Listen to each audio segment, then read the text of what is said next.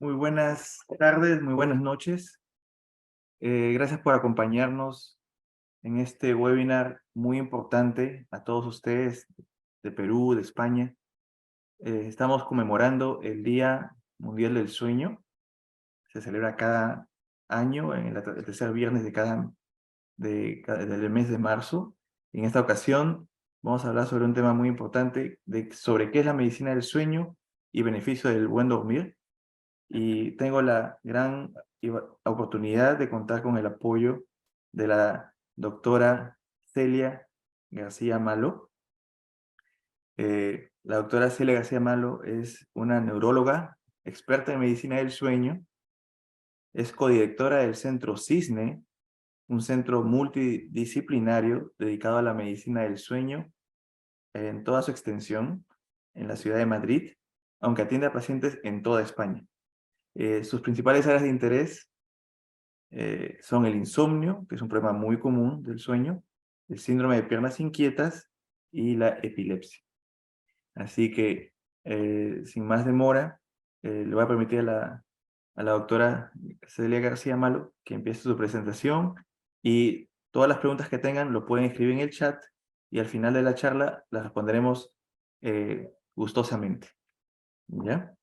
Doctora, es todo suyo. Pues nada, muchas gracias Eduardo por la presentación y por haber tenido también la idea de organizar este webinar gratuito, pues para que todos aquellos que tengan un interés en la medicina del sueño, pues además con el motivo de que hoy es el Día Mundial del Sueño, pues enseñar un poco qué es lo que hacemos en nuestro día a día, qué importancia tiene el sueño, y sobre todo, pues bueno, aparte de presentar una serie de información que os puede resultar útil, dejar en la parte final de las charlas, que primero comenzaré yo y después el doctor Bazán, algo de tiempo pues para que preguntéis alguna duda o alguna curiosidad o bueno, pues un poco de tiempo de debate o discusión sobre cómo se hacen las cosas en nuestros países, si hacemos todo lo posible por mejorar el descanso de la población, si llegar a hacer una prueba diagnóstica sobre sueño es más o menos complicado.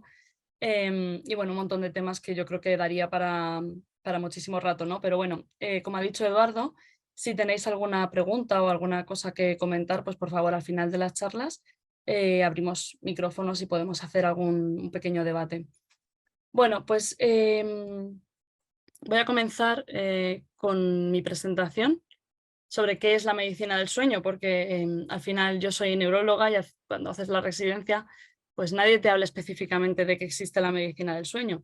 Veo pacientes que tienen Parkinson, que tienen trastornos del sueño, veo pacientes con esclerosis múltiple que tienen trastornos del sueño, veo cómo se altera el sueño en las demencias, veo la relación del sueño con la epilepsia, pero en mi formación como neuróloga nadie nunca me explicó que había bueno, que había una especialidad, que había algo que se llamaba medicina del sueño, que trataba sobre cómo dormimos y qué trastornos ocurren mientras estamos dormidos. Y esto es lo que voy a repasar muy brevemente para que, oye, que lo tengamos en mente, que esto existe, que está ahí y que, bueno, pues hay médicos que nos dedicamos a ello. ¿Qué hacemos los médicos del sueño? Pues parece una obviedad, pero lo que hacemos es diagnosticar y tratar las enfermedades del sueño. El sueño, como todos sabéis, pues es algo imprescindible para la vida, es una función fisiológica.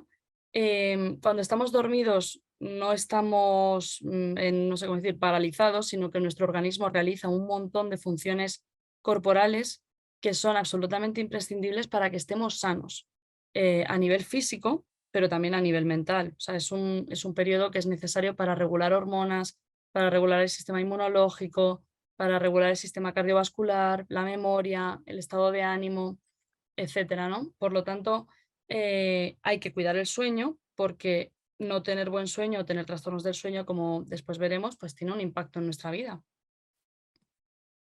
Efectivamente, cuando uno no descansa bien o tiene algún trastorno o no duerme sus horas, pues todos hemos tenido alguna etapa o alguna noche en la que no duermes bien, ya sea porque estás de guardia como médico y te encuentras privadísimo de sueño o porque acabas de tener hijos y se despiertan cada rato, pues obviamente al día siguiente no eres tú al 100%, ¿no? Pues tienes somnolencia, te cuesta concentrarte, puedes estar más irritable. También genera ese estado a veces de ansiedad o de depresión, como esa falta de energía o de ganas para hacer cosas, ¿no? Porque es esa fatiga o ese cansancio que te impide pues, hacer cosas que a lo mejor antes te apetecían, el aumento del riesgo vascular, por supuesto la morbilidad, es decir, la relación con otras patologías, y la mortalidad, porque está claro, está muy demostrado que no descansar bien favorece que desarrollemos enfermedades, por ejemplo, las cardiovasculares, y eso conlleva pues, un riesgo de infarto de miocardio, de ictus y consecuentemente pues, un aumento en la mortalidad. Y bien, ¿qué trastornos son los que vemos como médicos del sueño? Pues tenemos, actualmente nos regimos por la Clasificación Internacional de los Trastornos del Sueño, que se revisó en 2014 y que tiene varias secciones, ¿no? Insomnio, trastornos respiratorios, hipersomnias centrales, trastornos del ritmo circadiano, parasomnias, trastornos del movimiento y otros trastornos del sueño. Voy a entrar muy brevemente, porque claro, en una charla tan corta no da tiempo a hablar de todos los trastornos en toda su extensión, pero al menos que sepamos qué trastornos tenemos en la medicina del sueño, cuáles son los más destacados y por qué lo son. El insomnio es la incapacidad para dormir un número suficiente de horas, muy importante a pesar de tener la oportunidad para hacerlo, ¿no? Pues que, oye, que no estemos en un sitio con muchísimo ruido, con muchísima luz que nos impide dormir, sino que estando en una circunstancia favorable, en nuestra cama, a gusto, en la oscuridad, sin ruido, es que no podemos dormirnos, ¿no? No podemos conciliar el sueño, nos despertamos en mitad de la noche o nos despertamos demasiado temprano, o bien puede ser que esa persona duerma 7, 8, 9 horas, pero que por la mañana se despierte muy cansado y diga, jolín, ¿por qué me pasa? Si es que yo he dormido horas suficientes aparentemente, pero es que no descanso. Eso es insomnio, mala calidad del sueño. Es el trastorno más frecuente en nuestra población. De hecho, un 22,4% de la población en España sufre insomnio crónico, es decir, lo sufre durante más de 3 meses. Además, al menos en la población en España, hay un consumo cada vez mayor de hipnóticos, fundamentalmente de benzodiazepinas. Hay un problema con la automedicación por el problema de insomnio, ¿no? Pues es verdad que mucha gente tiene insomnio, ya están un poco, entre comillas, desesperados y acaban tomando medicinas de una manera libre y un poco descontrolada, pues porque se lo recomienda su prima, porque se lo recomienda un amigo, porque... entonces, claro, esto es un problema fundamental en nuestra salud, porque al final la automedicación tiene consecuencias y el insomnio tiene sus consecuencias. Y además el insomnio, como cualquier otro problema de salud, pues tiene sus causas. Entonces, nunca podemos hacer una medicina curativa si no sabemos la causa del problema. Tomar hipnóticos es como taparlo todo sin llegar nunca al fondo de lo que está causando ese problema, ¿no?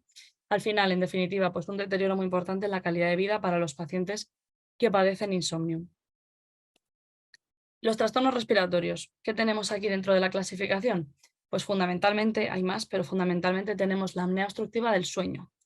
Estos son personas que habitualmente tienen sobrepeso o obesidad, que suelen ser grandes roncadores o no tan roncadores, pero en determinadas posturas, a veces cuando están boca arriba roncan. Y esto lo que produce al final es que durante la respiración normal del sueño se producen colapsos de la vía respiratoria con una parada en la respiración, que es lo que se llama apnea. Durante la apnea baja la saturación de oxígeno en la sangre y el cerebro manda esa orden de, oye, que nos ahogamos, que baje el oxígeno para tener ese microdespertar y que los músculos de la vía aérea se recuperen el tono y entonces volver a respirar con normalidad.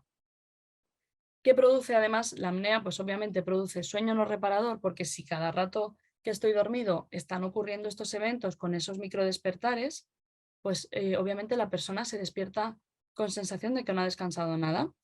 Y al día siguiente aparece con cierta frecuencia la somnolencia diurna excesiva, que son personas que se quedan dormidas en situaciones que no son apropiadas. Este señor que tenéis en la imagen, pues hombre, no es nada apropiado que se duerma conduciendo, o bien que se duerma en una reunión, o que se duerma en una cena. Son situaciones en las que una persona normal con un sueño normal pues no tiene por qué dormirse. Otra parte de la apnea obstructiva del sueño es el riesgo cardiovascular, ya que son pacientes que con frecuencia pues, asocian también hipertensión arterial que no se controla fácilmente con medicación, mayor riesgo de diabetes, riesgo de infarto de miocardio, etc. Por lo tanto, estos pacientes tienen que ir a un médico del sueño para ver si tienen apnea del sueño, diagnosticarse.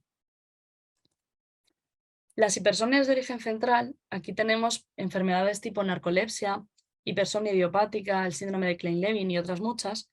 Son enfermedades que se caracterizan porque la persona tiene sueño excesivo. O sea, tienen sueño, entre comillas voy a decir, depende de cada paciente, pero tienen sueño a todas horas. Han dormido 8 horas, pero es que necesitan dormir 1, 2, 3, 4 siestas porque se quedan dormidos. O sea, porque a veces es que no pueden más y se tienen que ir al baño en el trabajo para poder dormir 15 minutos y poder recuperarse, ¿no?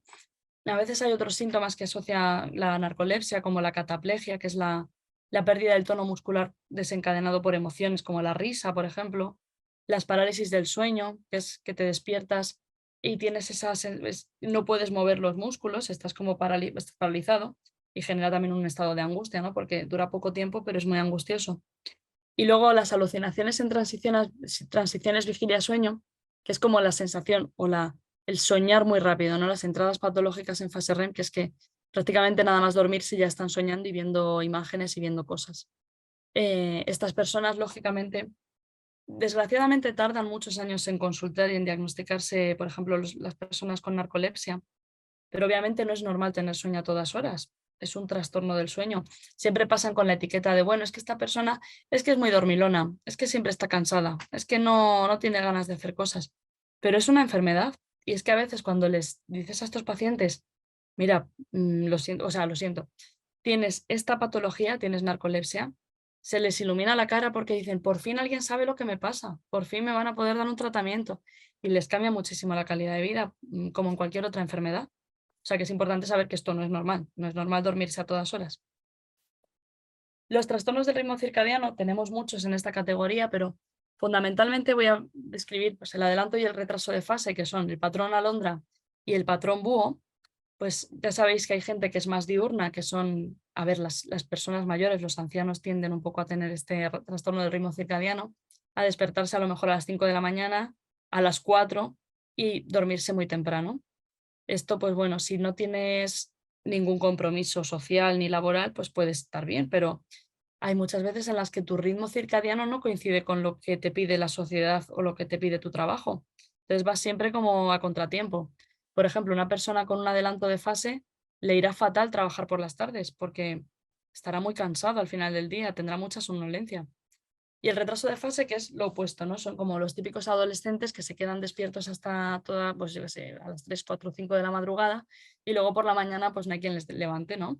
¿Qué ocurre? Que tienen que ir a clase muy temprano y a primera hora justo tienen matemáticas y están súper dormidos porque, claro, tienen un trastorno del ritmo circadiano, tienen un retraso de fase. Y luego tenemos otros trastornos como patrón irregular, ritmo libre o el conocido por todos, ¿no? Que es el jet lag, que es cuando te cambias, te vas a otro sitio de viaje en avión y de pronto estás totalmente desajustado con el tiempo local, ¿no? Tú tienes el tiempo que traes de casa, pero te tienes que adaptar a la nueva condición. ¿Vale? Tenemos también el problema de los trabajadores a turnos, por supuesto, que tienen que cambiar su ritmo circadiano de forma más o menos rápida, lo cual también es un problema de sueño. Las parasomnias, que son los trastornos de conducta durante el sueño, hay personas que tienen parasomnia y hay personas que tienen epilepsia como origen de un trastorno de hacer cosas raras cuando están dormidos, ¿no? Pues levantarse, cocinar, hablar, salir de casa. Aquí tenemos todas las parasomnias no REM, incluyendo los terrores nocturnos, que son bastante frecuentes en la infancia, ¿no? Que son niños que se despiertan llorando, aterrorizados, con cara de pánico, sudando. Y que eso, pues bueno, tiende a mejorar con la edad, pero hay que verlo, o sea que hay que diagnosticar que es un terror nocturno y no otra cosa. Las parasomnias REM, que se relacionan con otras enfermedades, y luego otro tipo de parasomnias más raras. Pero bueno, hacer cosas raras por la noche, pues también tendría que indicarnos que eso, pues oye, puede ser benigno, puede ser una condición benigna como lo es en la mayor parte de los casos, pero tampoco es normal, ¿vale? Los trastornos del movimiento durante el sueño, aquí tenemos el síndrome de piernas inquietas, el trastorno por movimiento periódico de extremidades, calambres musculares, que alguno habéis tenido seguro, lo típico que se te sube el gemelo por la noche y duele un montón, bruxismo, apretar o rechinar los dientes por la noche, trastorno por movimientos rítmicos durante el sueño, que son niños que hacen movimientos cuando se están adormeciendo, mioclonus propioespinal, sacudidas, ¿no? Cuando estás quedándote dormido. describir un poquito el síndrome de piernas inquietas porque es obviamente el más frecuente, que es ese malestar, una sensación desagradable, inquietud, incomodidad que aparece en las piernas, que te pide movimiento, te pide caminar y que aparece cuando te encuentras en reposo, por ejemplo, pues tarde-noche, cuando estás sentado en el sofá viendo la tele, cuando te metes en la cama, ¿no? Y esa molestia se alivia cuando te mueves o caminas. Hay otras patologías que parecen un síndrome de piernas inquietas, pero que no lo son. Y por eso, pues bueno, hay que diagnosticarlo, obviamente, porque las personas con piernas inquietas con muchísima frecuencia tienen también insomnio por esta molestia, ¿no? Así que el insomnio asociado a piernas inquietas, pues oye, tratar primero las piernas inquietas y luego ver lo que te queda de insomnio. Sobre la consulta médica, creo que desgraciadamente hay una tendencia social a normalizar que dormimos mal, que dormimos poco y dormimos mal, ¿no? Porque parece que nuestra sociedad, que es hiperproductiva, tenemos que estar todo el rato haciendo cosas y parece que dormir es una pérdida de tiempo, pero no es así, porque de hecho dormir lo que supone es que al día siguiente vas a ser más feliz y vas a ser más productiva. Entonces, no es una pérdida de tiempo, es una inversión de tiempo. Hay un desconocimiento aún en la población y en algún colectivo médico, ¿no? Aún todavía parece que no conocemos las enfermedades del sueño bien, no sabemos cuándo consultar al médico, cuándo derivar a un especialista, cuándo medicarle, cuándo no. Y por eso, pues muchas veces la consulta, desgraciadamente, se retrasa bastante y estas personas que han normalizado su mal descanso, pues buscan soluciones un poco por su cuenta, ¿no? Como puede ser lo que comenté de automedicarse. En el proceso diagnóstico, pues es fundamental que lleguemos a un diagnóstico claro, bien hecho, ¿no? Que excluyamos otras patologías que puedan asemejarse, porque hay que corregir los trastornos del sueño para que esa persona se encuentre bien durante el día. Y por eso pues tenemos la oportunidad de hacer pruebas, ahora las describiré brevemente, para poder hacer una medicina individualizada y que tenga buenos resultados clínicos. ¿Qué tenemos? ¿Qué hacemos los médicos del sueño cuando viene un paciente contándote insomnio, contándote que hace cosas raras por la noche y demás? Pues la base de todo, como en todo acto médico, la historia clínica, completa, rigurosa, enterarte bien de si trabaja turnos, si tiene, yo qué sé, si ha tenido algún antecedente traumático en su vida, consumo de fármacos hipnóticos, piernas inquietas, sospecha de apnea, ronquidos. O sea, una historia completa para centrar un poco por qué, ¿no? ¿Qué está pasando? Y luego tenemos también las herramientas complementarias a modo de estudios de sueño, la agenda de sueño y otras pruebas neurofisiológicas que a veces debemos hacer. Como estudios de sueño tenemos la polisomnografía o PSG. Es un estudio en el cual el paciente tiene que pasar una noche en un centro médico, ¿no? Para que se le coloquen cables en la cabeza, monitorización cardiorrespiratoria en las piernas, a veces más completo, ¿no? Dependiendo un poco de lo que quieras ver, para hacer un registro de cómo es el sueño de ese paciente. Por otro lado tenemos los registros domiciliarios, que dan una información con menos variables porque no se colocan cables en la cabeza, pero hoy en día los dispositivos han avanzado muchísimo en los últimos 2-3 años y nos permite sacar información sobre fases de sueño, toda la parte cardiorrespiratoria, movimientos del paciente. Por lo tanto, como tipo de estudio más a mano en el día a día de los médicos y más cómodo para los pacientes, pues obviamente esto puede funcionar y de hecho funciona. Tenemos registros del ritmo circadiano, relojes médicos, ¿no? Que son dispositivos médicos que nos miran cómo es nuestro patrón, si dormimos, si estamos despiertos, si hacemos ejercicio, si nos exponemos a la luz suficiente durante el día. Y esto es útil para los trastornos del ritmo circadiano. Tenemos agendas del sueño que completa al paciente como una especie de diario para ver un poco en qué puede fallar su higiene de sueño y dar pautas para reconducir un poco el sueño. Y otras pruebas como el test de latencias múltiples, test de mantenimiento de vigilia, test de inmovilización sugerida, el EEG, el electroencefalograma, etcétera, mucho más específicos dependiendo un poco de la sospecha que tenga el médico. Especialidades médicas y sueño, como veis, es muy rico, ¿no? Todas las patologías que existen. Son pacientes que muchas veces son complejos y a veces coexisten varias patologías. O sea, a veces hay pacientes que tienen apnea y tienen insomnio y no toleran la CPAP. Hay pacientes con piernas inquietas e insomnio. Hay pacientes con parasomnia e insomnio. O sea, puede haber cualquier combinación, cualquiera. Entonces necesitas un enfoque multidisciplinar para ver ese problema en toda su extensión. No quedarte solamente en yo soy neuróloga, yo perdona, pero ya si me cuentas una apnea, ahí ya no voy a entrar, ¿no? Fijaos cuántas especialidades tienen algún contacto con la medicina del sueño y probablemente muchas más. He puesto un poco las que son más del día a día, pero somos muchísimos que nos dedicamos a medicina del sueño, a patologías del sueño y debemos trabajar de una manera coordinada porque ya os digo que son pacientes que tienen varias patologías a veces y aquí lo más importante es que el paciente tiene que estar en el centro de todos estos especialistas que sepan verle como una persona con una serie de problemas. No, yo me dedico a ver esto, yo me dedico a ver esto, yo me dedico a ver esto, porque al final eso lo único que hace es marear al paciente sin que nadie se siente realmente a decir, vamos a ver todo en conjunto, porque hay muchas cosas, ¿no? que pueden ocurrir en ti. Por eso hay que trabajar de manera coordinada y multidisciplinar siempre, siempre que sea posible. Y medicina del sueño creo que es el paradigma de esto. Actualmente no existe una especialidad que se llame medicina del sueño. Somos distintos especialistas de distintas, pues puede ser medicina interna, neumo, psiquiatría, odontólogos, pediatras, hay un poco de todo, neumólogos, ¿no? Que lo que hacemos es hacer un examen oficial, pues bien a nivel europeo, americano, nacional, en este caso, en España tenemos el FESMES, para acreditarnos como médicos del sueño, ¿no? Como expertos en medicina del sueño. Y en cuanto a las unidades de sueño, em, como dije, es muy importante trabajar de manera multidisciplinar, pero al menos en España y creo que en muchísimos países aún, hay una limitación en cuanto al el acceso que tiene la población a las unidades del sueño, porque no son tantas, tiene una lista de espera impresionante, lo cual pues no es adecuado, ¿no? Está claro. A veces no cuenta con un equipo médico completo y eso pues, es fundamental para que el paciente tenga los resultados mejores. Y yo creo que aquí, a raíz de la pandemia, pues es un poco lo que nos ha hecho abrir los ojos y decir, oye, la medicina del sueño tiene un potencial enorme en la telemedicina, porque a veces necesito explorar como neurólogo a un paciente, pero muchas veces necesito ajustar medicación, no tengo que ver al paciente cada semana. Igual le tengo que ver una vez o igual no hace falta. Y aquí creo que esto pues, es algo buenísimo que nos va a permitir que haya más acceso en la población a las pruebas de sueño y a los médicos que nos dedicamos a medicina del sueño.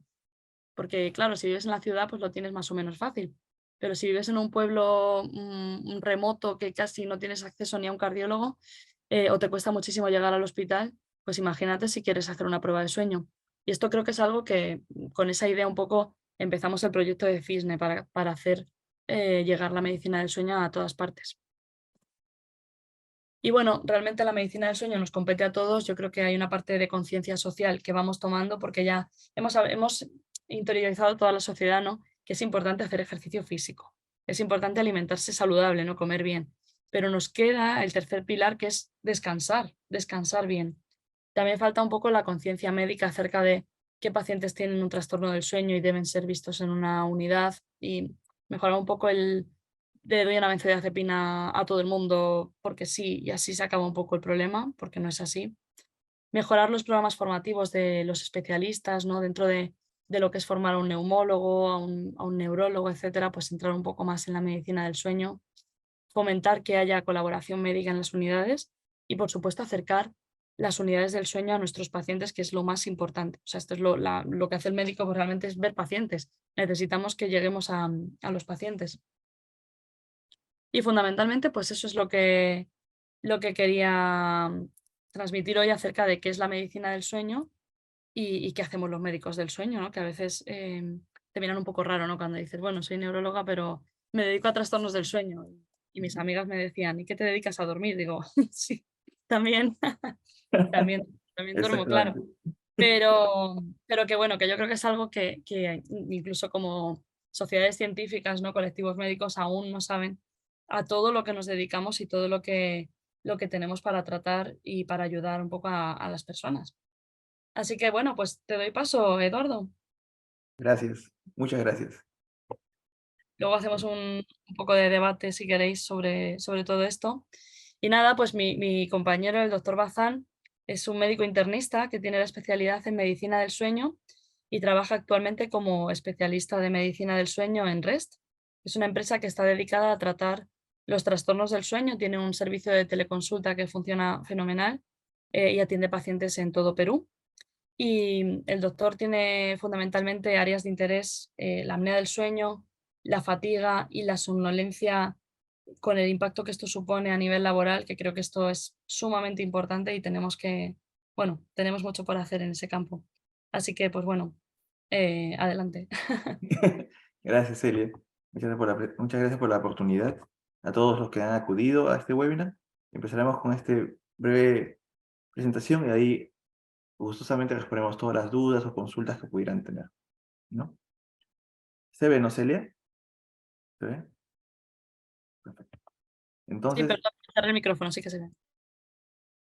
ok, excelente. Entonces, lo que vamos a hablar de este tema es un tema muy importante. El sueño es una parte esencial para una buena salud física y mental. De ahí, hablemos un poco sobre qué es el dormir, como mencionó Celia. El dormir es una función biológica fundamental, es un proceso activo, no es dinámico. Hay procesos fisiológicos y psicológicos a través de toda la vida. Es tan importante el dormir que en las personas adultas, es decir, de 18 años para adelante, un tercio de nuestra vida estamos durmiendo.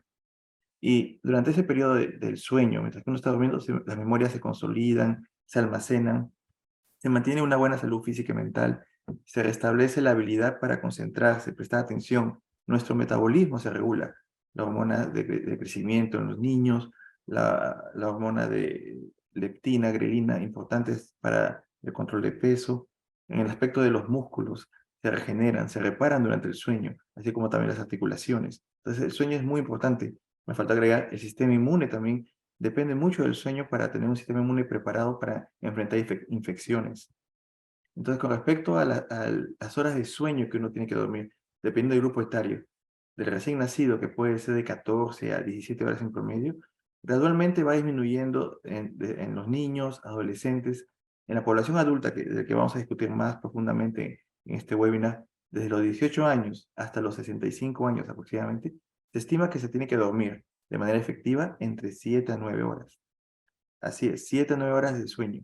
Y de 65 años para adelante, es de 7 a 8 horas sin... Es decir, no hay una variación tan significativa. Pero por eso se dan cuenta lo valioso que es el dormir. Y para el dormir hay dos fuerzas que guían la capacidad de la persona para dormir. Uno es el ritmo circadiano, nuestro reloj biológico, y del otro lado está el homeostático. Es decir, el reloj biológico te va a controlar desde la mañana hasta la noche, y en la noche es su pico en que es para dormir. En medio de la tarde hay una caída en el ritmo circadiano para tener lo que se conoce como la siesta. Todos hemos sentido una somnolencia, quizá entre las 2 a 3 de la tarde.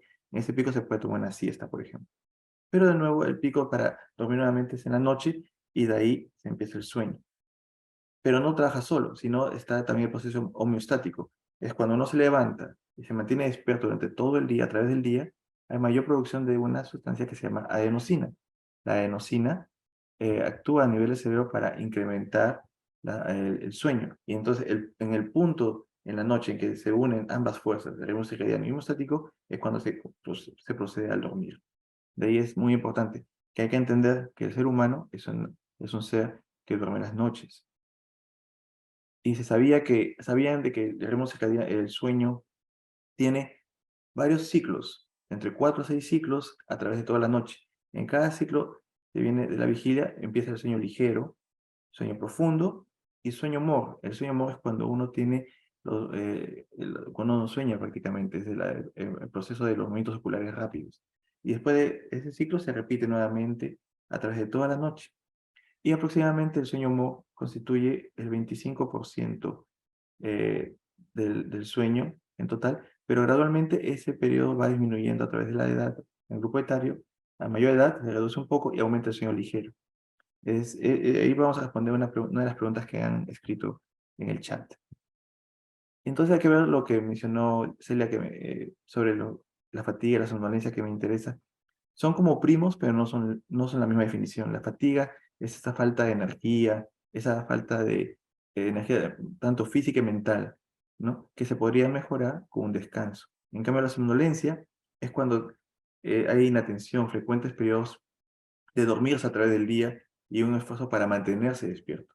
El descansar a través del día usualmente lo puede empeorar.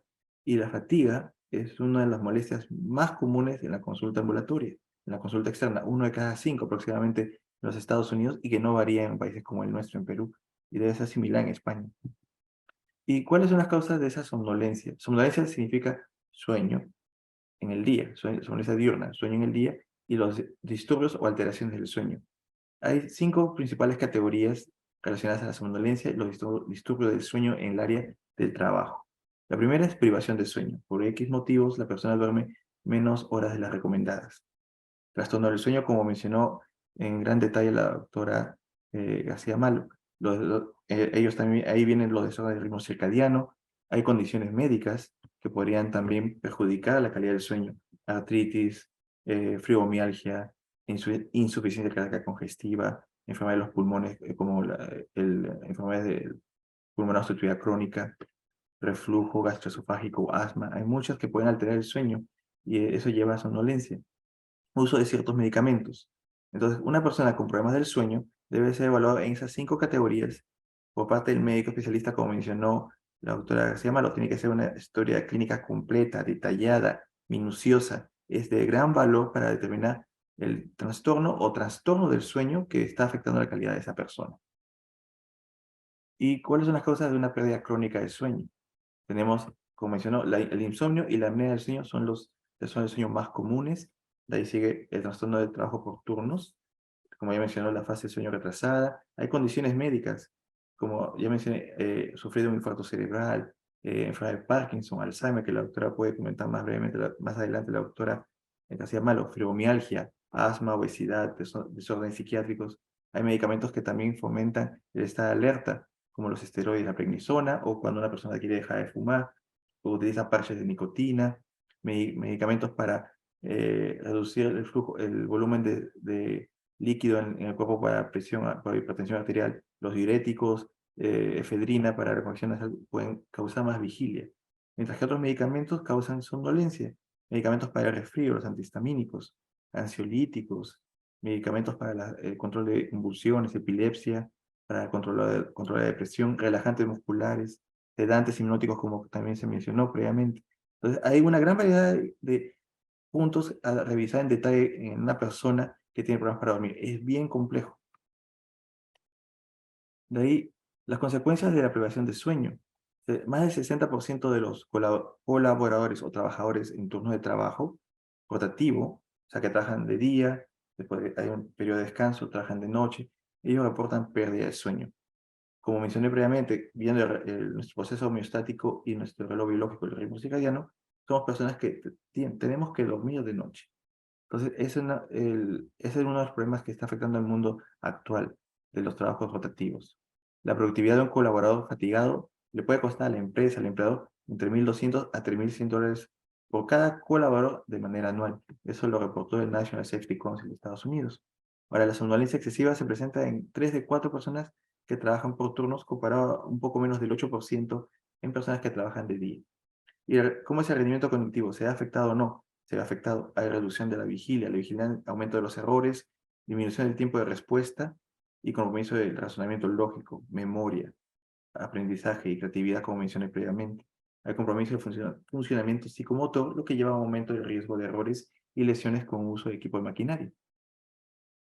Alteraciones de la regulación emocional, afectando la eficiencia y productividad, y como hay una disminución en los tiempos de respuesta, hay un incremento en riesgo en los accidentes vehiculares en conductores profesionales, pero también puede suceder en conductores no profesionales.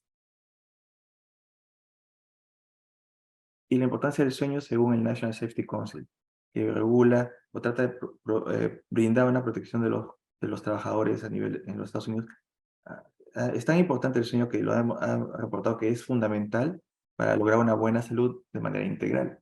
Lamentablemente, aproximadamente el 30% de personas adultas duermen menos de 6 horas, ni siquiera menos de 7 horas, menos de 6 horas.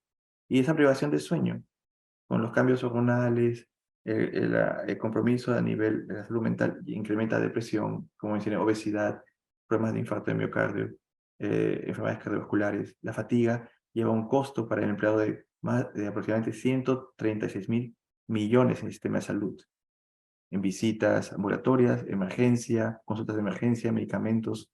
Y en Estados Unidos se estima que 70 millones de americanos sufren de algún desorden del sueño. Entonces me imagino que una de estas imágenes les puede parecer familiar. Es un impacto de la fatiga que no se limita al área de construcción, transporte, minería. También afecta a nivel de teletrabajo en oficinas. Es un problema que no hay límites y compromete a todas las personas que pueden estar susceptibles de este problema. ¿Y cuáles son las consecuencias de la privación del sueño? Primero, la privación del sueño es cuando una persona adulta duerme menos de 7 horas. Hay que aclarar ese punto primero. De ahí, hay un estudio de 2021, el estudio de bienestar multidimensional en el Perú, en nuestro país, en Perú, se realizó por el Instituto de Desarrollo Humano de América Latina y el Instituto de Opinión Pública de la Pontificia Universidad Católica del Perú. Y los resultados fueron sorprendentes. De 2.800 personas, tanto en el ámbito de la ciudad urbana y en el campo rural, ya en personas adultas de 18 años para adelante, tanto hombres y mujeres, más de la mitad dormían menos de 7 horas, exactamente el 51%. Y hay un reporte previo de Diario Médico del 2019, que los números eran bien impactantes. Se estimaba que en promedio solo se dormía 6 horas y 18 minutos por noche. ¿Y qué lleva a la privación del sueño? Como mencioné, alteraciones en la producción de hormonas que controlan el hambre o promueven el hambre, entonces lleva a que tomemos decisiones negativas sobre la alimentación que se toma, alimentos altos en carbohidratos, en azúcares, que incrementa el peso.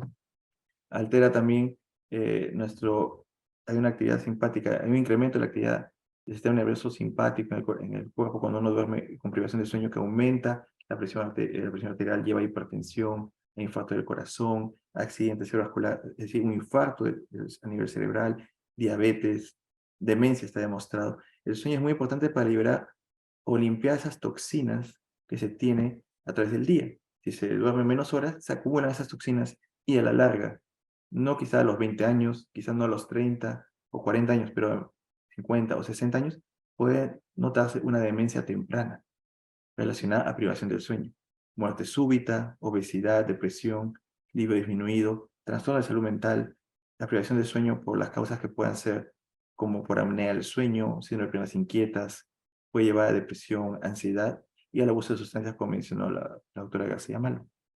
Igualmente, si uno no está descansado, el rendimiento a nivel laboral está comprometido, hay mal desempeño y también al disminuir la atención y la vigilia, incremento de los accidentes vehiculares. Entonces, en resumen, si una persona duerme menos de 7 horas, esta gráfica lo demuestra claramente. Afecta a nuestra memoria, afecta a nuestro estado de ánimo. ¿Cuántas veces si se ha dormido menos de 7 horas uno ha estado irritable o ha tenido la voluntad de trabajar en equipo o con su pareja tener un diálogo ameno y amigable o no? Nos afecta. Esa irritabilidad es bien marcada. Y muchos pacientes presentan ese cuadro de un humor de irritabilidad, aumento de riesgo de sufrir depresión alta, diabetes, obesidad y otros problemas del sueño, otros problemas de salud. A nivel cerebral, cuesta más trabajo procesar la información, así como afectar a nuestra salud mental. Y ese es un estudio breve que se realizó, es un buen estudio excelente del 2009 en nuestro país, sobre conductores profesionales a nivel de los buses interprovinciales. Se notó que, dependiendo de cuántos días a la semana trabajaban de noche, había mayor riesgo de cansancio y somnolencia. Trabajando de 5 a 7 días, había el 28% de los choferes tenían cansancio. Y las condiciones a nivel del país, del Perú, de descanso son bien limitados. Aproximadamente el 62% descansaba en la bodega del ómnibus, ¿no? Mientras que el otro 31% quizá en una sección de bus-cama. Y el momento en que duermen, ¿en qué lugar, en qué momento duermen? Cuando están en la estación del terminal, cuando todavía hay mucho ruido, quizá no es un ambiente adecuado, ¿no? En la ruta del 38%. Entonces hay mucho porcentaje de accidentes como se demuestra acá, en la gráfica número 4. Los picos del accidente, sobre todo en el país, en el Perú, se da en la madrugada, en ese pico de cansancio, que cuadra también con nuestro reloj biológico y proceso hemostático. Ese momento es cuando hay más cansancio y somnolencia. Y las causas de maniobras avesadas de los conductores para evitar que sean dormidos, muestran que pasan la voz al otro chofer para que lo reemplace, comen una fruta para mantenerse despiertos, pero la principal causa de los accidentes, más del 80% en los conductores profesionales en el Perú, es de cansancio, ¿no? Y también es una variable o un hallazgo, si hay cansancio cuando maneja, pestañeo cuando maneja y cabeceo cuando maneja, tenía el mayor porcentaje de probabilidad de tener accidente. Entonces, el empleador tiene una importante función en la gestión de la fatiga. Se ha notado que está comprometiéndose en el área de transporte, en otras áreas como de seguridad, y el empleador tiene una responsabilidad. Y podemos conversar más luego de concluir esta presentación. Se pueden usar unos cuestionarios médicos específicos que permitan determinar o identificar a esos trabajadores, colaboradores con problemas para dormir, adicional a la evaluación regular que hace el médico del trabajo o médico ocupacional. ¿Y por qué es eso? Porque muchas personas, como mencionó la doctora García Malo, muchos piensan que esa fatiga, cansancio es algo normal. Más, aproximadamente 1 de 2 niegan molestias o síntomas. Y hay que derivar a esa persona con problemas para dormir o trastorno del sueño a medicina del sueño. Y también hay que implementar lo que se conoce como la higiene del sueño, que no es muy conocido, pero que es fundamental. La higiene del sueño constituye en hábitos saludables de sueño para poder mejorar nuestra habilidad para conciliar y mantener el sueño. La clave para las personas que padecen insomnio, la higiene del sueño es fundamental, junto con la terapia cognitivo-conductual, que es el tratamiento de elección. Y la calidad del sueño está influenciada por la dieta, lo que se come, lo que se toma, medicinas prescritas, la actividad de rutina, la actividad de rutina diaria. Y los consejos son sencillos consejos, pero eso no implica que sean simples de aplicar. Tenemos que tener una disciplina para lograrlo. Y todos podemos tener inconvenientes, pero si se siguen estos consejos, les prometo que su calidad de sueño puede mejorar significativamente en un porcentaje. Establecer una rutina, ¿no? Apegarse a un horario de sueño de manera regular, tanto los días laborados, los días de semana, fines de semana, vacaciones. Evitar el alcohol, el cigarrillo antes de acostarse unas 2, 3 horas. Evitar el café, se recomienda por lo menos 6 horas antes de acostarse. También bebidas con cafeína. Hay que tener en cuenta los medicamentos que un médico le prescriba por alguna condición médica, o también que tome sin prescripción, ver si tiene efectos en la calidad del sueño. Un ejercicio regular es muy importante porque aumenta el sueño profundo y eso facilita que uno pueda dormir más sólido en la noche, pero hay que limitarlo a unas 2 a 3 horas antes de acostarse, usualmente por incremento de la temperatura del cuerpo, que puede evitar que uno consiga el sueño con facilidad. La habitación tiene que ser tranquila, en la que uno duerme con un ambiente relajante, una adecuada temperatura, entre unos 19 grados centígrados, 19 grados. El dormitorio no es un sitio para trabajar, es solo para dormir, para la intimidad.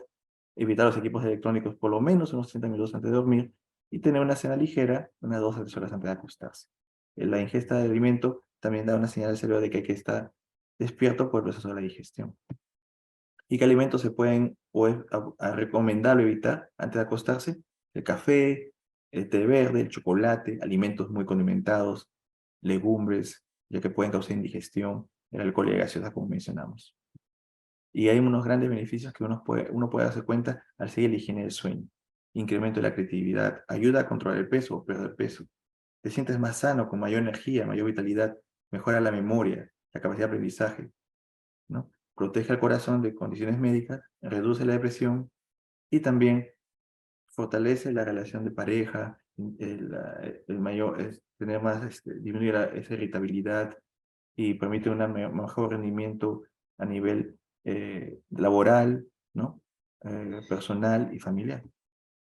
Y es tan valioso el sueño que la Asociación Americana del Corazón agregó en el 2022, además de 7 cambios de estilo de vida, uno muy importante que es el sueño. Es decir, no solo basta comer mejor, ser activo, dejar de fumar, manejar el peso, controlar el colesterol, maneja el azúcar en la sangre y maneja la presión arterial, sino tener un sueño, pero que quede claro, un sueño saludable. Las personas adultas, como mencioné, deben dormir entre 7 a 9 horas de sueño por noche. El sueño saludable es crítico para una buena salud cardiovascular y de manera general. Y las siestas, como mencioné, son adecuadas, pueden tomarse temprano en la tarde. Hay ciertas recomendaciones que no duren más de 30 minutos, entre 20 a 30 minutos. Debe realizarse en un ambiente silencioso, oscuro. Como mencioné, según el ritmo circadiano puede ser entre 2 a 3 de la tarde, y realizarse en un lugar donde el descanso sea realmente efectivo, preferiblemente recostado y con una temperatura agradable. En conclusión, el sueño saludable es esencial para poder disfrutar de una buena salud, tanto física y mental. Las horas de sueño de la población adulta deben ser entre las 7 y 9 horas, sin una significativa variación en la población adulta mayor. El seguir una adecuada higiene del sueño es fundamental para poder conciliar y mantener el sueño de manera adecuada. El padecer una mala calidad de sueño está fuertemente asociado al desarrollo de diversas enfermedades crónicas, como ya hemos mencionado, y las personas con privación de sueño están más susceptibles de sufrir accidentes vehiculares, bajo rendimiento laboral, y las personas que tuvieran trastorno del sueño, problemas para dormir, tienen una gran capacidad, u oportunidad, mejor dicho, de poder disfrutar nuevamente de un sueño reparador si acuden a un especialista en medicina del sueño. Eso era todo por la presentación. Muchas gracias. Voy a dejar compartir y dar paso a las consultas o preguntas que pudieran tener. Bueno, bravo. Estaba muy bien. Muy bien, muy bien.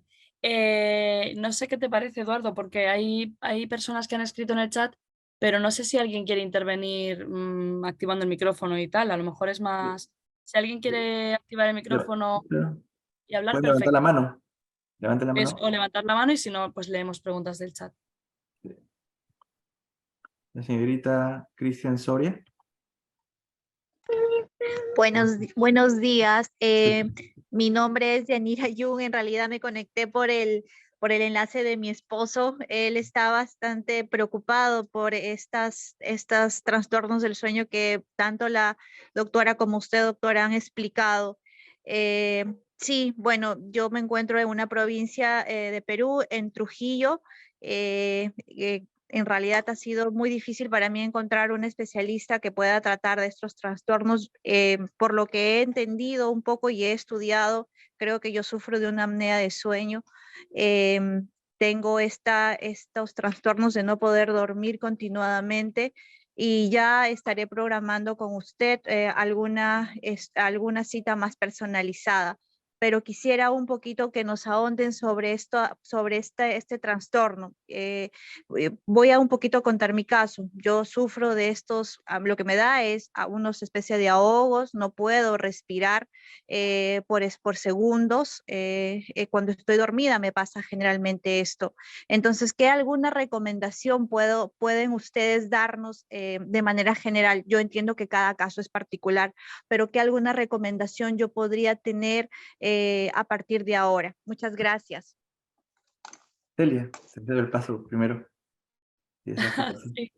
Bueno, yo, a ver, sinceramente, creo que si la sospecha es de una apnea, es fundamental hacer una buena historia, ¿no? Pues revisar los fármacos que tomas, si hay algo de sobrepeso, obesidad, desde cuándo, cómo son, si es ronquido, si también hay hipersomnia durante el día. Y después, en función de si de verdad, si hay una sospecha clínica, pues habrá que hacer un estudio de sueño, efectivamente. ¿Por qué? Porque el tratamiento de la apnea depende de forma radical en la gravedad de la apnea. O sea, no es lo mismo una apnea leve que moderada que severa, ¿no? Porque hay distintos tratamientos o distintas opciones en función de eso. Así que en cualquier caso, pues consulta como primera cosa, ¿no? Y luego probablemente estudio de sueño, yo creo. Exactamente. Y hay limitaciones en Perú sobre especialistas del sueño, pero la telemedicina, es decir, la consulta online, permite hacer la consulta inicialmente. Y si hay mucho riesgo de apnea del sueño en personas y que no es complicada, se puede hacer un estudio a domicilio, se puede coordinar paso a paso, pero primero es la consulta, para saber que no esté obviándose parasomnias o otras condiciones que ameritaría mejor un estudio en un centro del sueño, ¿no? La poligrafía respiratoria o la prueba a domicilio se hace en casos no complicados, pero el paso inicial, un especialista, y eso es factible en el Perú con el servicio de telemedicina. La telemedicina ha funcionado por décadas y se ha potenciado bastante con la pandemia a nivel mundial y está permitiendo no solo en medicina del sueño, sino con otras especialidades, ayuda a alcanzar a más personas y ayudarles a buscar la respuesta a las causas de sus problemas para dormir, ¿no? O de otra condición médica. Con respecto a la melatonina, ayuda, gracias. Ahora vamos a poner las siguientes que levantó la mano, pero A ver, ese yo tema es que no, estamos no lo hablando puedo ver. de la melatonina, ¿te acuerdas, Celia? Ah, sí. ¿Deseas tú Oye, yo no empezar? sé si puedes ver quién ha levantado la mano porque yo no lo consigo ver. Yo lo veo, yo les paso la Ah, voz. vale. La melatonina Mm, Es una hormona del organismo, se produce en la noche usualmente, en el pico de la noche, como a las 9 de la noche empieza a producirse cuando ya anochece. Entonces es importante, es una producción normal del organismo. Entonces si se apagan equipos electrónicos, se mantiene una temperatura, una luz tenue, la producción va a ser adecuada. Pero si estás expuesta a mucha luz en la noche, se reduce la producción y eso puede llevar a tener problemas para conciliar el sueño.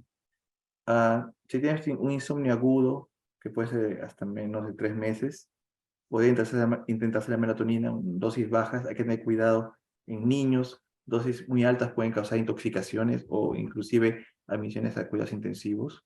Entonces es muy bueno consultar mejor con el pediatra la dosis que amerita. En personas adultas hay que tener seguridad de que no interactúa con ciertos medicamentos como con la hipertensión o medicamentos que causan reducen la viscosidad de la sangre, puede incrementar el sangrado. Entonces es muy importante, no es tomar a la ligera o tomar dosis altas, siempre consulte con su médico tratante. Y si no Justo. mejora el problema para dormir después de 1 o 2 meses, definitivamente es mejor una evaluación por el médico especialista en medicina del sueño. Señor Leonardo está levantando la mano para que de su Ah, pregunta. Buenas ¿qué tardes. tal? Buenas tardes, gracias. Bueno, una parte de mi consulta creo que lo has indicado que era qué tan importante es que la habitación, ¿no?, esté totalmente oscura. Y dos, es para los niños pequeños de entre 5 o 10 años, ¿cómo se maneja el tema de la siesta? ¿También es importante para ellos que tomen una siesta a mediodía, a la 1, no sé, después de almuerzo? Eso era todo, gracias. No, sí, una siesta también es normal, tanto en adultos o en niños, que no pase mucho, no se prolongue tanto tiempo, si no puede alterar la hora de acostarse. Puede alterar un poco la hora normal de acostarse, pero es importante y, como digo, dije 20, 30 minutos es un buen tiempo para poder dormir y continuar con el día. No sé si Celia tienes otra opinión diferente o agregar algo más. No, pienso lo mismo. Lo que pasa es que, claro, también es verdad que hay un problema en cuanto a lo laboral, lo escolar, con la siesta, ¿no? Porque es que muchas veces hay muchas personas que es imposible totalmente que saquen esos 20, 30 minutos. Y luego hay otras personas que la siesta, por lo menos aquí, ¿no? A veces son siestas muy largas. A veces hay gente que duerme 2 horas de siesta y eso no. Exacto. O sea, eso es totalmente fuera de lo recomendado porque efectivamente afecta mucho a la noche, ¿vale? O sea, tener una siesta de 2 horas traduce que el sueño de la noche no es normal, porque durante el día no tienes por qué tener esa necesidad de sueño.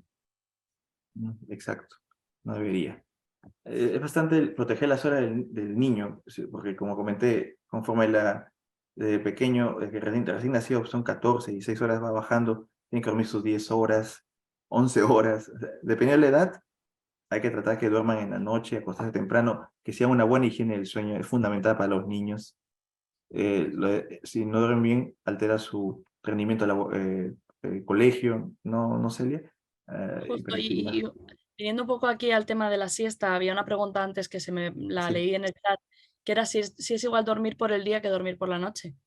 Y no es lo mismo, o sea, el ser humano está preparado, su cerebro entiende que la noche es el momento de dormir y el día es el momento de estar despiertos.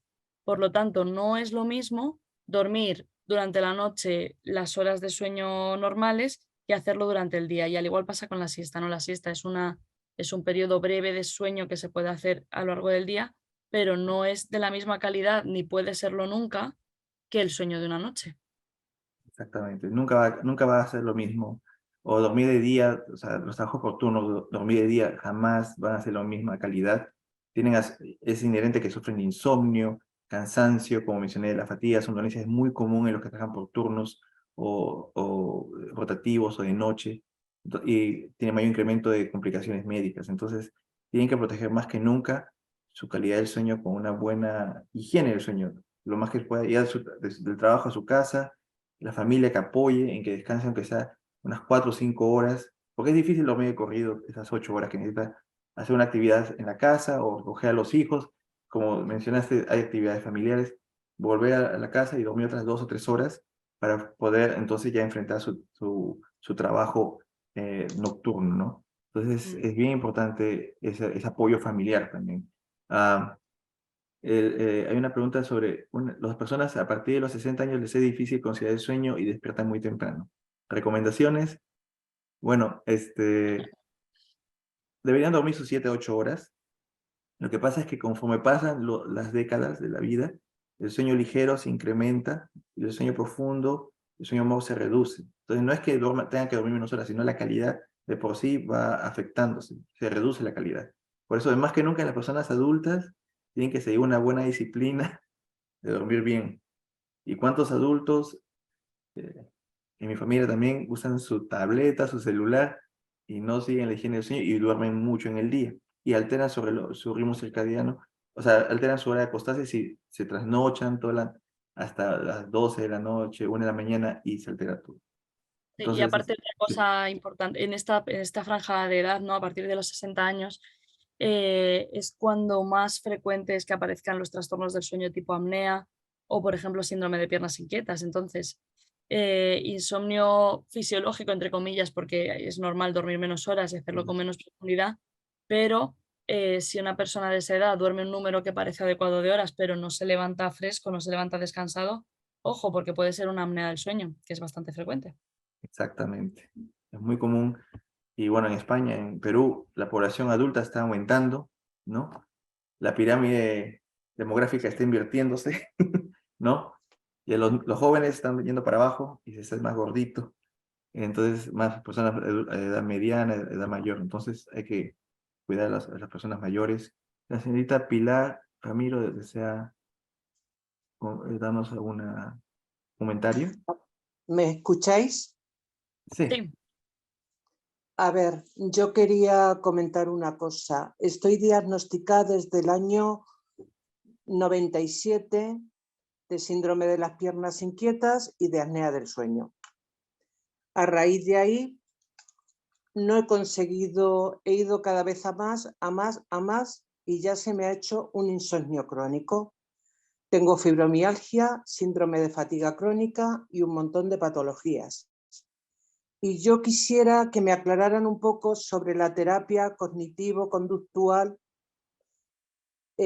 porque yo no consigo dormir más de 2 o 3 horas. Mi sueño no es reparador, he perdido la memoria, no puedo trabajar por las pérdidas de memoria que tengo y hace un mes sufrí un accidente de tráfico y me quedé dormida en el coche. Y estoy desesperada porque no me adapto al CEPAZ. He tenido el CEPAZ 40.000 veces y voy a decir una cosa muy cruda. Esta noche cuando yo me levanté pensé, quizás sea mejor morirse que aguantar el CEPAZ. No lo puedo aguantar, imposible. ¿Qué se hace en este caso? Pues Un complejo. Pilar, está claro, o sea, hay pacientes que son pues, más complejos porque tienen más patologías, ¿no? Y es muy, o sea, la tríada de síndrome de piernas inquietas, apnea del sueño e insomnio es muy frecuente y es mala porque, claro, los pacientes con piernas inquietas muchísimas veces no toleran la CPAP. Luego hay otras personas que, da igual que tengan o no piernas inquietas, que tampoco toleran la CPAP. Entonces, como también dices tener, y además has tenido un accidente, ¿no? La somnolencia diurna que probablemente esté relacionada con el problema de la apnea del sueño o que la CPAP habría que ver si está funcionando o no, pero si no la toleras, a veces se hacen exploraciones de otorrino, o sea, el otorrino hace un vídeo de cómo es la vía aérea cuando estás dormida, ¿vale? Eso se llama DISE. Dice, me van a hacer un DISE. Exacto. Bueno, soy paciente tuya, ya Vamos, os traigo la cabeza loca. es que, a ver, tengo muchos pacientes como tú, Pilar. Entonces, lo del DISE, para pacientes que no toleran la CPAP, ¿eso qué haces? Pues ves si hay un punto de obstrucción, porque si, por ejemplo, tienes un punto concreto, pues puedes tener un tratamiento quirúrgico. Eso por un lado. Luego hay otros pacientes en los que se ha desarrollado pues, una especie como de estimulador de un nervio para que cuando aparece la apnea se abra la vía aérea. O sea, hay una serie de tratamientos que son más avanzados en la apnea, que no son la CPAP clásica, que se deben usar cuando la persona no tolera la CPAP. Pero en tu caso, la verdad, la apnea tiene que tratarse porque es que tiene, o sea, da síntomas durante el día, ¿no? Desafortunadamente. Y luego, claro, el tema de las piernas inquietas, pues que es otra causa de insomnio. Así que yo en tu caso, terapia cognitivo-conductual, pues primero yo lo que haría es, vamos a ver la apnea, vamos a ver las piernas inquietas, porque proponerte hacer una terapia cognitivo-conductual con esas dos enfermedades sin controlar es tirar el dinero, te lo digo tal cual. O sea, es que puedes hacer la higiene del sueño, eso algo te mejorará, pero hacer una terapia cognitivo-conductual sin tener lo otro controlado, no te va, desgraciadamente no te va a curar el insomnio.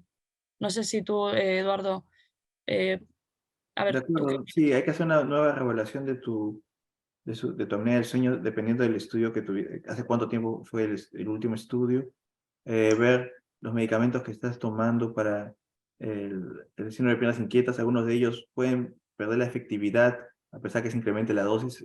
Se conoce como augmentation en los agonistas de dopamina, o puede haber la opción de quizás si tiene fibromialgia, algunos medicamentos pueden combatir ambos problemas como la gabapentina, no Celia. Entonces hay varias opciones de tratamiento. Ve también tus niveles de hierro, si te lo han consultado antes.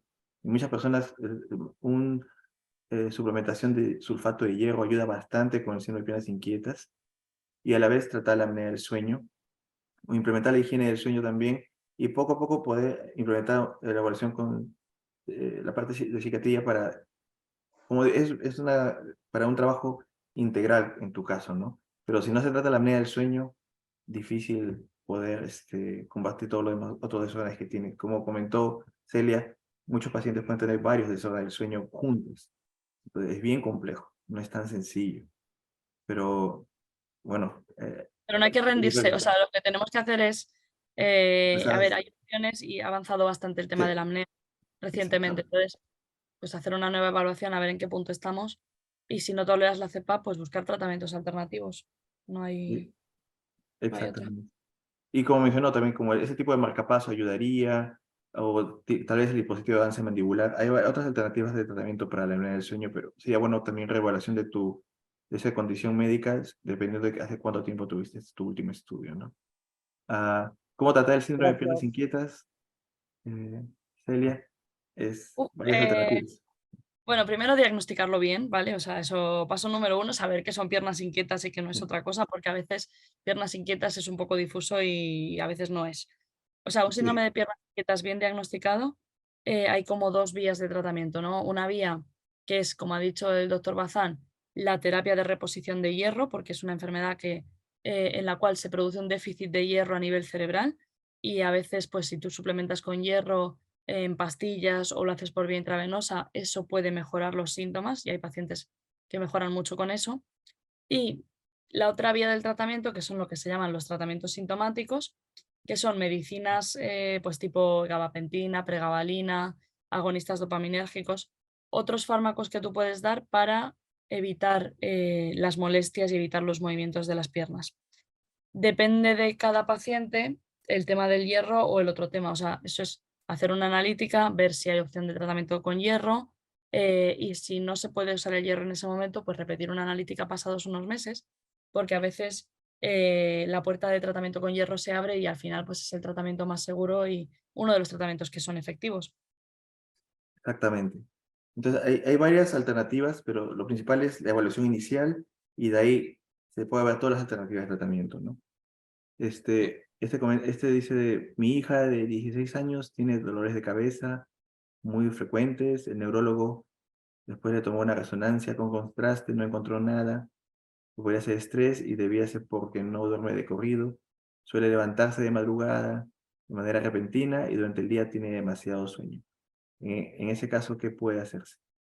Bueno, mi sugerencia es, si persiste por tanto tiempo ese tipo diría, si tiene problemas para mantener el sueño, se despierta constantemente, es un sueño crónico, hay que determinar si podría ser la apnea del sueño. Es muy común, es verdad que afecta personas, sobre todo de adultos de edad media, pero puede afectar a adolescentes. He tenido pacientes jóvenes de 15 y 16 años con apnea del sueño. Y determinar si, como otra vez, la historia clínica es lo más importante. Evaluación detallada, qué te causa, tienes problema de las piernas, puede ser síndrome de piernas inquietas nada más. O también a esa edad se tiende a acostarse un poco más tarde y después se vuelve a la normalidad, se normaliza los adolescentes pueden tender a dormirse un poco más temprano, más tarde de lo usual, y con las actividades de colegio se levantan muy tarde y tienen fatiga, puede ser es otra causa. Entonces hay varios motivos por lo que se puede hacer. Ese sería un valioso consejo, hacer una, ustedes le llaman agenda de sueño, yo le digo diario de sueño, para ver Diario. la rutina, como qué hace, quizás está trabajando, o muchos adolescentes también ahora estudian y trabajan, pueden tener bebidas que pueden afectar el sueño como con cafeína o el café al acostarse gaseoso.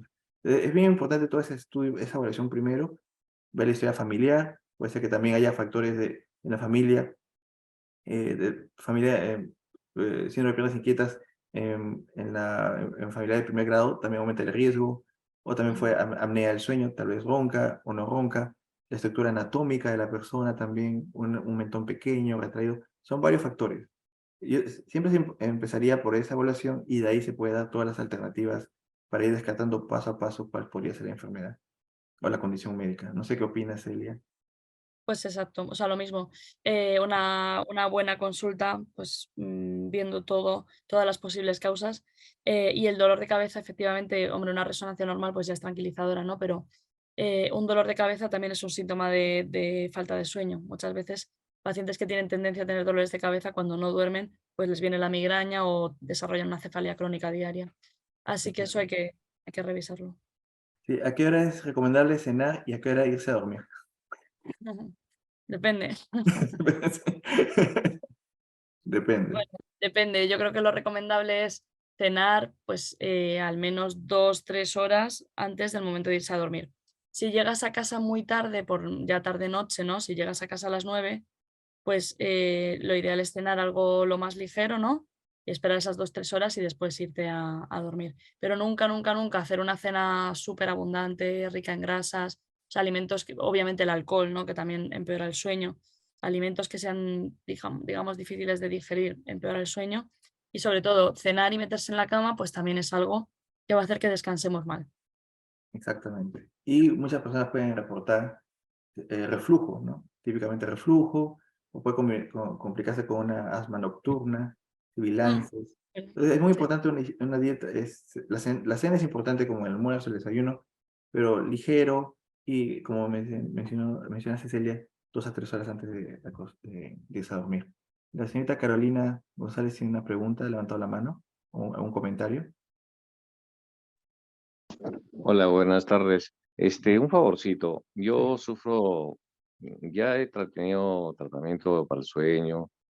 Hasta ahora no detectan qué es lo que puedo tener, pero yo normalmente puedo estar todo un día despierto. Hay un momento que me da sueño, quiero dormir, pero me despierto a los 20 minutos. Me han recetado midazolam y me tomo un midazolam y yo puedo seguir mi día tranquilo, puedo jugar fútbol, puedo ver televisión, puedo ver todo, puedo ir al cine. No me hace ningún tipo de efecto. Yo quería consultar si esto puede ser debido de repente al abuso de sustancias alcaloides en mi juventud. Ahora tengo 56 años, ¿no? Que no las uso desde hace 20 años, desde que empezó mi problema con eso. Ujú.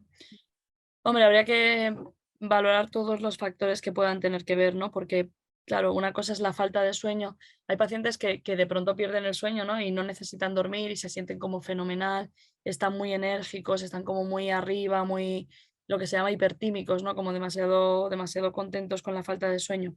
Y eso es un trastorno también en sí mismo, ¿no? Es estado como de euforia o de estar como muy, muy, muy, muy acelerado. Y en ese caso, pues obviamente también hay que poner otro tipo de tratamientos para normalizar el estado de ánimo. Eso hay que verlo. El midazolam es un fármaco hipnótico de la familia de las benzodiazepinas. Por ejemplo, esto no sé si es la realidad o no, pero una persona que tiene apnea del sueño, si tú le pones un midazolam, que lo que hace es deprimir el centro respiratorio, va a tener más apneas y va a dormir peor y va a tener más insomnio. Entonces, estas personas tienen una respuesta paradójica, entre comillas, a los hipnóticos, porque les pones hipnótico y cada vez descansan peor porque tienen más apneas, no sé si me explico. Por lo tanto, midazolam no siempre es un tratamiento hipnótico, porque a veces hay personas que no les va bien. Y entonces habría que hacer una valoración clínica, o sea, habría que ver en consulta todas las posibles causas de este problema de insomnio. Lo que dices de la exposición en el pasado a alcaloides, la verdad, en este momento, si ha pasado tanto tiempo y ahora mismo no consumes nada, lo vería como muy improbable, la verdad. O sea, no vería que tenga relación.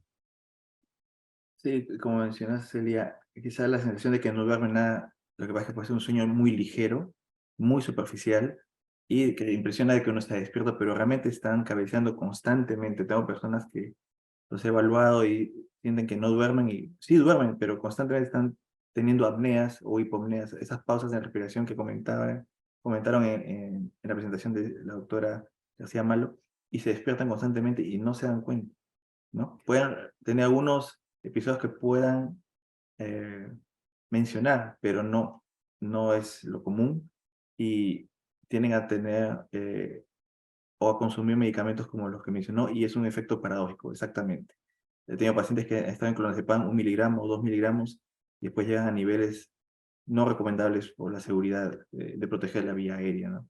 Entonces, lo importante es una reevaluación por un médico especialista en medicina del sueño, en una historia clínica detallada, completa y exhaustiva, y listo. Ah, exactamente. Bueno, una pregunta más. Ana Rebeca tiene la mano Sí, levantada, ¿no? Ahora Rebeca. parece que... Sí, disculpa, no te vi. Yo creo que vamos a ir concluyendo, ¿no? Un par de Sí, preguntas más. sí, un par de preguntas y nos retiramos. Buenas tardes, ¿cómo están? Bueno, miren, en mi caso yo fui diagnosticada con insomnio desde los 15 años, tengo 47 en este momento. Y al principio, como dijo la doctora, bien claro, es cierto, eres joven, no duermes, aprovechas el tiempo, la pasas bien y te dedicas a cualquier cosa, estudiar, leer, ver televisión. Pero el tiempo sigue pasando. Posteriormente, bueno, al principio me dieron Valium para tratar de que durmiera, pero cuando iban subiendo la dosis, se conversó con el médico y se decidió dejarlo y que tomara un hábito de sueño con un horario, perdón, para acostarme y uno para despertarme. Pero posteriormente, después de los 25 años, son ciclos de insomnio en donde no duermo 3, 4, 5 días de corrido. Que siento cansancio, agotamiento físico, como dijeron ustedes, pero no hay somnolencia. No duermo, puedo estar acostada, luces apagadas, no duermo, y seguido de ciclos en donde tengo una hipersomnolencia, duermo demasiado, día y noche puedo dormir. El problema es que yo soy diagnosticada con una condición que se llama endometriosis, es muy doloroso y recibo mucha medicina, y como me afectó los nervios ópticos, no puedo seguir recibiendo tratamiento hormonal. Entonces me dan paliativos para el dolor y para cualquier cosa que se presente. En la actualidad solamente estoy consumiendo lírica de 150 miligramos 2 veces al día. Estoy recibiendo medrocarbanmol de 500 miligramos, 2 tabletas 3 veces al día, que es un relajante muscular, supuestamente para que me ayude a dormir en la noche también. Y amitriptilina de 50 miligramos todas las noches. Me retiraron el Cymbalta y me retiraron me daban ay, se me fue el nombre, eh, para el dolor. El Valium antiguo no, otro para el dolor. Sí, codeína. Me daban codeína y oxicodona. Lo tomé por algún tiempo y luego lo retiramos porque es adictivo. Y bueno, sigo menstruando, por lo tanto el dolor continúa. Está controlado con estas medicinas, pero el problema del sueño es que me pasaron al psiquiatra y el psiquiatra dice que tengo que tomar Valium, pero yo la verdad quisiera dejar todas las medicinas. Es demasiados químicos. A ver, yo creo, o sea, la endometriosis es verdad que es una enfermedad que asocia dolor crónico y dolor fuerte, que necesita tratamientos fuertes, pero por ejemplo el tema de la menstruación, ya que ha salido un poco, la menstruación que puede ser más o menos abundante favorece a veces las pérdidas de hierro en la mujer y eso favorece las piernas inquietas. La amitriptilina, esto es un poco por suponer, porque no lo sé, hay que ver cada caso concreto, pero la amitriptilina es un depresivo sedante que empeora las piernas inquietas. Entonces, en un paciente como tú, yo creo que es fundamental tener un estudio de sueño. Ok, entonces tengo que... Sueño, porque es que decir, bueno, Valium vale, puede ser que te mejore la ansiedad, igual te relaja un poco también los músculos y puede mejorar un poco el dolor, pero para el trastorno de sueño que tienes, sin un estudio del sueño, todo lo que se haga me parece que es como hacerlo a ciegas. Claro. Entonces no sabría decir nada en tu caso sin hacer una prueba de sueño. Ok, entonces sí, de todas maneras es necesario. Estaré fastidiándolo al doctor Bazán porque usted está muy lejos, doctora García. Muchísimas Pues gracias. ahí está Eduardo, Sí. cerquita. Muchas gracias. No sé. Y la última pregunta, estamos muy agradecidos por todos, pero de verdad esto creo que nos motiva para quizá un futuro otro webinar. Pero Bien. el último es una pregunta, ¿qué es un estudio del sueño? Entonces, básicamente, el estudio del sueño es un estudio en que se evalúa actividad cerebral, que hay pausas en la respiración, el nivel de oxigenación, frecuencia cardíaca, movimiento de miembros inferiores. Es un estudio bien completo también. Hay sensores para actividad de los ojos, sueño profundo, sueño mo, sueño ligero. Es bien detallado. Entonces, ese estudio se hace para personas que tienen trastorno del sueño, no solamente la apnea obstructiva del sueño que hemos hablado, sino narcolepsia o movimiento de miembros, sobre todo miembros inferiores. Entonces, ese estudio es es el gol estándar, se lleva siempre a cabo, pero en los casos de apnea del sueño bien de alta sospecha y no complicada, a lo que me refiero es una persona un varón de 55 años, cuello grueso, que ronca, está fatigado, toma medicinas para la presión, es un alto riesgo de apnea del sueño, se hace un estudio en domicilio, el estudio de apnea del sueño a domicilio o poligrafía respiratoria, que es bien focalizado en el evento respiratorio, solo pausa en la respiración, niveles de oxígeno en la sangre, frecuencia cardíaca, movimiento del tórax con un sensor para ronquido y posición. Esos son los estudios del sueño. Entonces, básicamente, para considerar qué estudio del sueño uno amerita, es muy importante una evaluación médica, ¿no? Y determinar realmente cuál es el problema. Y así se resolvería. El tema, más bien, no sé, Celia, ¿algo más deseas agregar? Que tuviste la ponencia sobre el estudio del sueño. Nada, no, lo has explicado muy bien. Hacer un estudio de sueño, hacemos domiciliarios o ingresados, entre comillas, depende un poco de lo que sospeche el médico en la primera consulta. Es vital, ¿no? Lo que queremos dar a entender, Celia y yo, es de que el sueño es una función muy importante del cuerpo, del ser humano, pero también los trastornos del sueño son bien complejos y pueden ser más de un desorden del sueño. Y por favor, busquen siempre a un médico especialista en medicina del sueño, ¿no? Que puede ser médico internista, neurólogo o neuróloga como la doctora García Malo, o médico internista como yo, pueden ser neurólogos, neumólogos, pero es importante, ¿ya? Para el manejo adecuado. Que no normalicemos dormir mal y que no Exacto. nos automediquemos porque realmente es que eso es un fallo del sistema, ¿no? Y tenemos que luchar contra eso porque realmente un sueño de calidad mejora tanto la calidad de vida. Así que nada, yo quiero dar las gracias a todos los que habéis sacado este rato para celebrar el Día Mundial del Sueño. Sí. Y esperamos pues, que os haya gustado un poco la información que hemos dado. Daría para muchísimo tiempo, ¿no? Porque es súper interesante todas las preguntas y a mí, por ejemplo, siempre me gusta saber qué piensan los pacientes, qué dudas tienen y bueno, pues eso siempre me ayuda a mejorar. Así que nada, Eduardo, tendremos que repetirlo. Sí, así es. Y no, y gustoso ayudarles en responder a sus preguntas. En cualquier momento vamos a organizar otro webinar y encantado de recibirlos. Muy bien, gracias por esta oportunidad. Conmemoren el Día Mundial del Sueño. Ya en España es hora de dormir, por eso también estamos acabando.